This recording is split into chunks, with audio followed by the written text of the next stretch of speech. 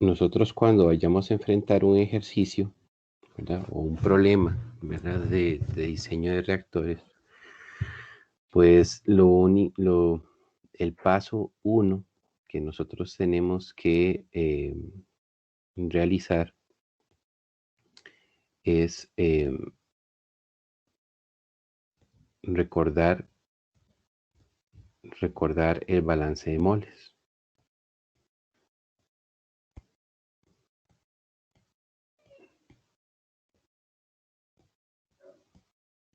¿Ok? Recordar el balance de moles. ¿Eso qué significa? Más bien, casi que lo que habría que hacer es más bien eh, identificar el tipo de reactor. Porque como vimos desde el capítulo 1, pues dependiendo del tipo de reactor, así será lo que nosotros tenemos que, la ecuación que vamos a utilizar, ¿verdad? Entonces esto es capítulo 1. ¿Cuál sería el paso número 2? Ok, a mí entonces me va a decir el problema. Mira,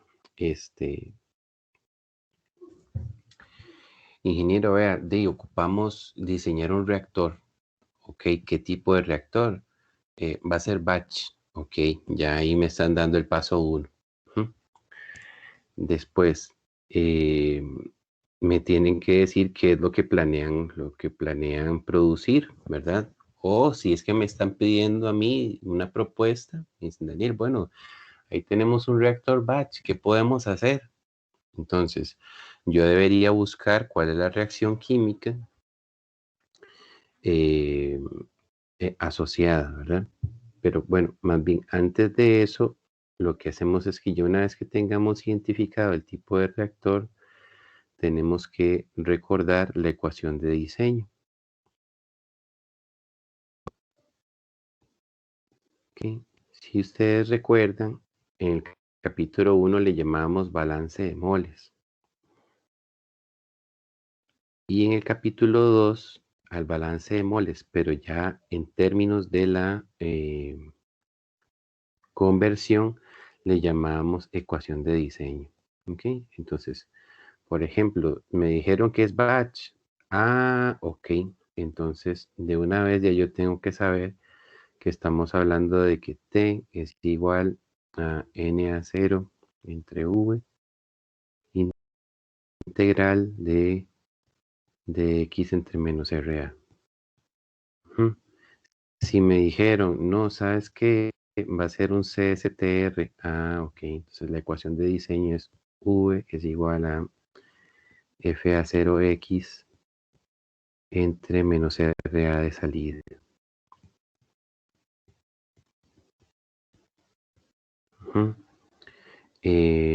Si me dicen, no, vamos a trabajar con un PFR. Ah, PFR, ok, entonces recordamos que el PFR, el volumen, viene siendo FA0 integral de X entre menos RA. Y si fuera un PBR, si quieren que sea un reactor catalítico, pues yo lo que voy a diseñar es peso. El peso es W.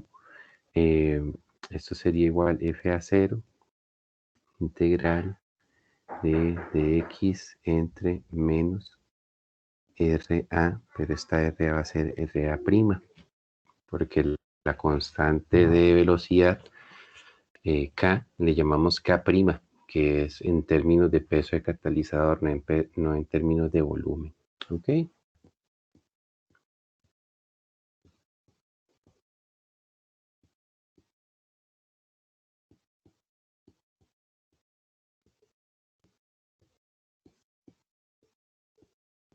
¿Ok? ¿Y cómo determinamos nosotros la ley de velocidad? Hay varias alternativas. Eh, nos lo dicen, ¿verdad? Nos lo dicen, por ejemplo, es elemental, ¿verdad?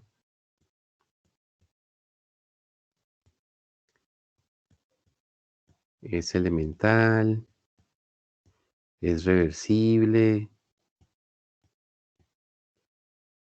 ¿ah? O no es elemental, ¿ah?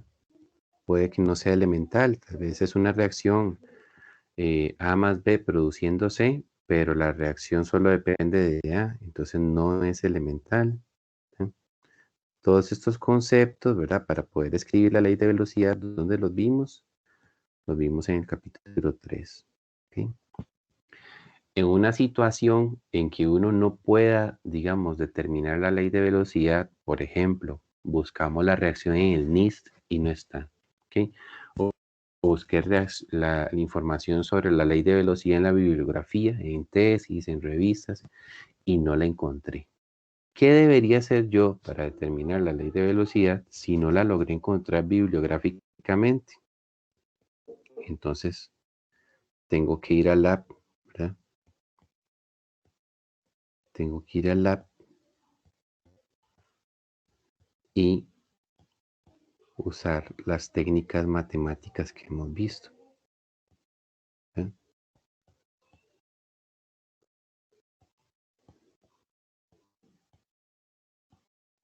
Regresión no lineal, el método integral, el método diferencial, eh, etcétera, ¿sí? Entonces, ¿eso de qué capítulo es? Capítulo 7, ¿sí? En los ejercicios o en los problemas, ¿qué podría ocurrir? Cualquiera de las dos situaciones. O sea, a mí eh, me podrían decir tan fácil como decirme, mira, sí, la ley de velocidad es elemental. De muy fácil, solamente me fijo cuáles son los coeficientes que equilibran la reacción y súper bien. Ujú.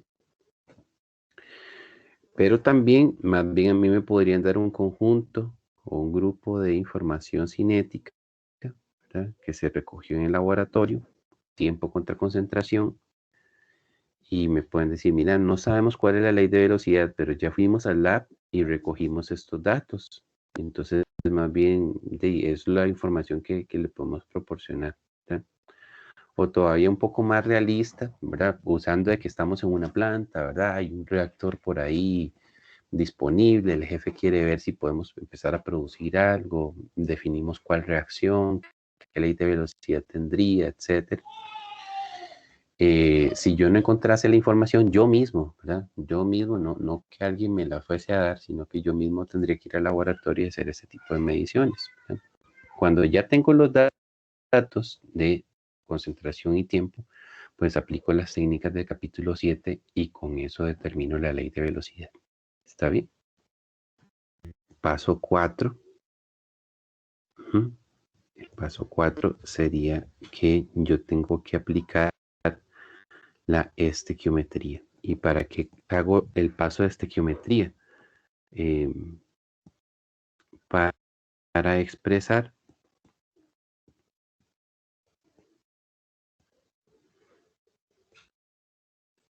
para expresar todas las concentraciones iniciales, las CI, perdón, concentraciones iniciales no, concentraciones de las especies en términos de la conversión. Entonces, ahí lo que nosotros haríamos es, ¿verdad? Recordar que tenemos nuestra ecuación básica para hacer eso, sería eso. Esa es nuestra ecuación básica para hacer este paso número 4. ¿Okay? Eh, Simplificaciones de eso, pues ya lo vimos, ¿verdad? Ya lo vimos la semana anterior. Si es isotérmico, pues este término se va. Si no hay caída de presión, ese término se va, ¿verdad? O todavía más general, si la reacción es en fase líquida, nada de esto de aquí abajo se coloca, ¿ok? Entonces, si es en fase líquida o si la reacción es líquida o gaseosa, pero en reactor batch, nada del denominador se coloca. Entonces, en reactor de flujo líquido o en reactor batch, no importa si líquido o gas. Ahora, si más bien la reacción es fase gas en reactor de flujo, entonces este término sí resulta importante. ¿Okay? Simplificaciones que podrían haber en una reacción fase gas, reactor de flujo, que fuese isotérmica, ¿okay? Entonces ahí lo podríamos cancelar. Que no hubiese caída de presión, entonces se podría cancelar, ¿verdad? Y si no hubiera variación total en el número de moles, pues entonces también esto se podría cancelar. ¿Okay?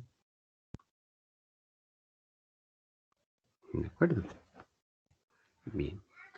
Ya que tenemos todas las concentraciones en términos de X, pues ahora sí el paso 5 viene siendo una combinación. Lo que vamos a hacer es combinar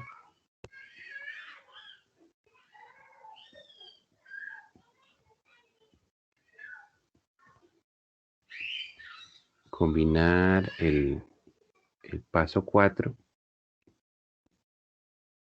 con el paso 3.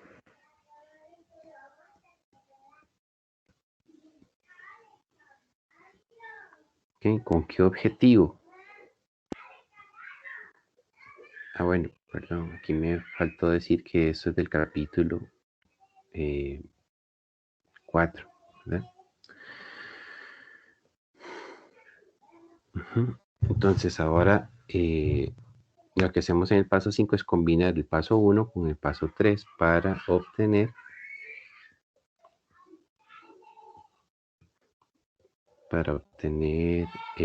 menos RA en función de X. ¿Okay? Entonces, por ejemplo, digamos que yo tengo la reacción A más B produciendo C.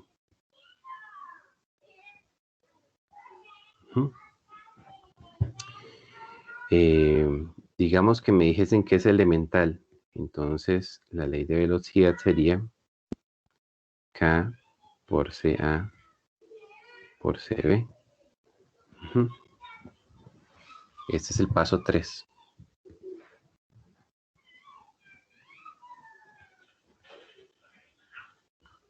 ¿Sí? Paso 3. Entonces yo ejecutaría el paso 4, ¿verdad? Digamos de que me digan que es en fase líquida y que la alimentación es estequiométrica. Entonces CA vendría siendo CA0 por 1 menos X. Y CB vendría siendo también CA por 1 menos X. ¿Okay? Esto de aquí, esto de acá es el paso 4.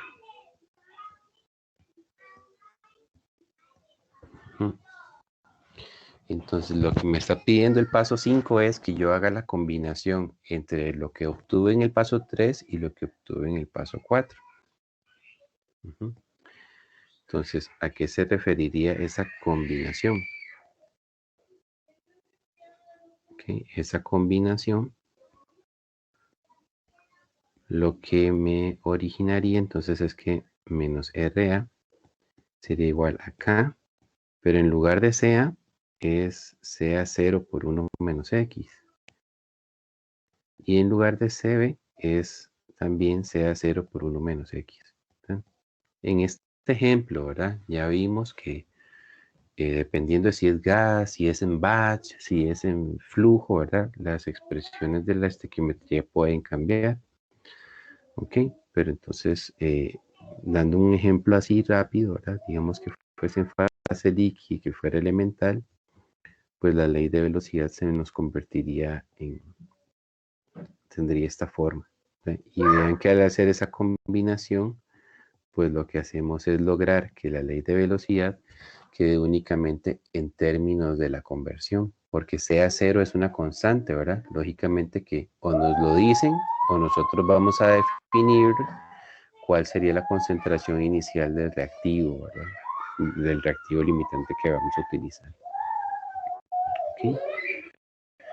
¿Está claro ese paso de combinación? Creo que en algún momento ya lo hemos hecho, ¿verdad? En algún momento ya lo hemos tocado y lo hemos mencionado.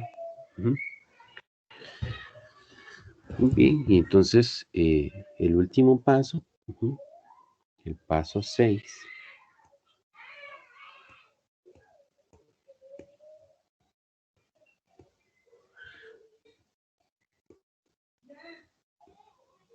El paso 6 vendría siendo combinar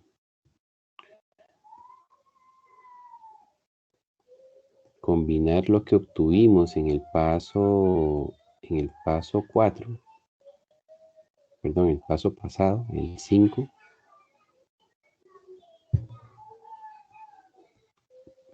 combinar el paso 5 con el paso 2.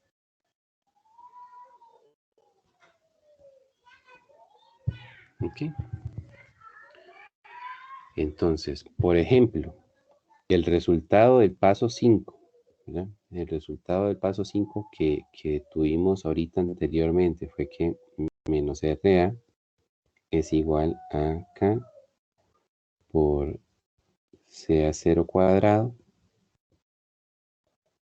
por 1 menos X cuadrado. ¿Ok? Esto fue el paso 5.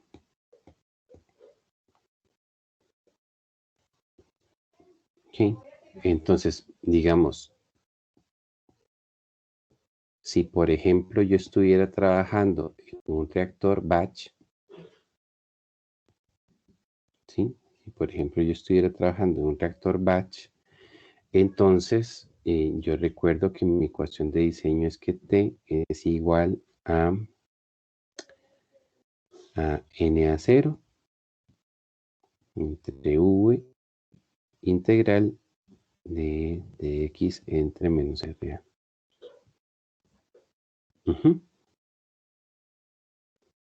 Esto, ¿verdad? Esto es del paso 2.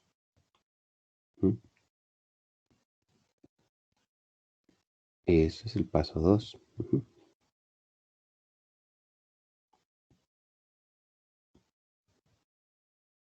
Entonces, ¿qué es lo que nos está diciendo el paso 6? Combine el resultado del paso 5, o sea, combine esto con esto.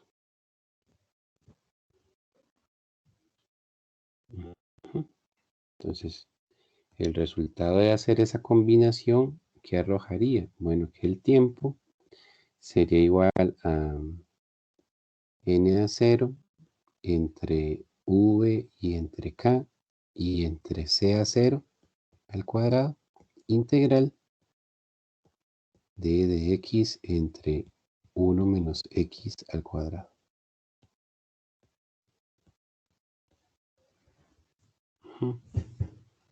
¿Lo ven? Vean que aquí K es un número, ¿verdad? Es una constante.